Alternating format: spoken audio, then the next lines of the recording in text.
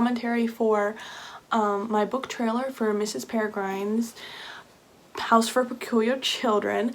And first off, I want to say that I know I took maybe a different approach than other people might have. I did get photos from the movie that came out a few years ago online, just because some of the characters are hard to find photos for. I did use some old circus photos and stuff like that to represent some of the peculiar things in the book that we see. But you know, finding a floating kid, or two twins that can turn people into stone so they wear masks, or a girl with a face in the back of her head, that's kind of a hard stock image to find. So I took the approach of more of a horror-esque film with lots of suspense and mystery. And I know that I watched the film when I was younger, the Mrs. Peregrine's Home for Peculiar Children. It came out, and it's kind of lighthearted in some senses.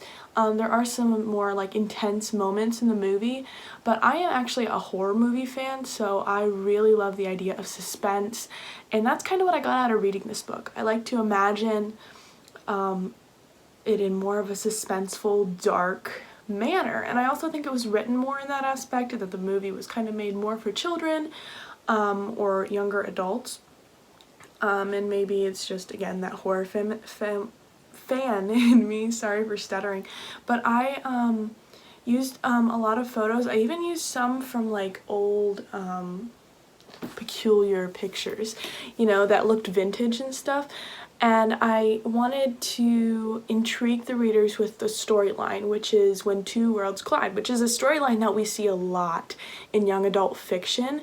And I feel like that really drags readers in, especially when we're young adults, because we're in such a changing world where we're seeing two different perspectives on everything, at least. I mean, we live in such a controversial world today that just to have that idea, I mean, we are drawn to it. It's something we've lived our whole lives.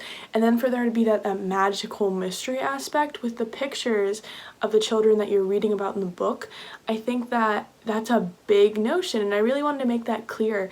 And I used the titles to be able to tell like a little story about Jacob and how he has to choose between these two worlds. I mean, he has to choose between himself. He could go and he could save himself and he could live his life, and by the end of the book we realize that the right is following him, so he probably would have gotten caught up sooner than later, but he could have saved himself. He could have saved himself the grief, or he did what he had to do and he went with the Peculiar Home children and Miss Peregrine on their next adventure by the end of it. But I just wanted to through the trailer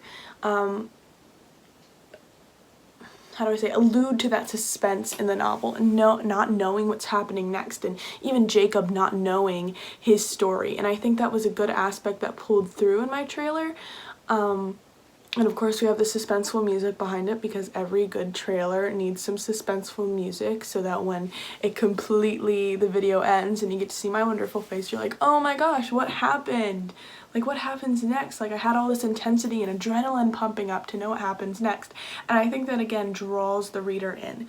So I'm really excited about it. I worked hard on it. It took a long time to find the pictures and say the exact words I wanted to say, since you only have so many snippets, but I'm really hoping that it draws readers' attention, and I really like it, so thank you.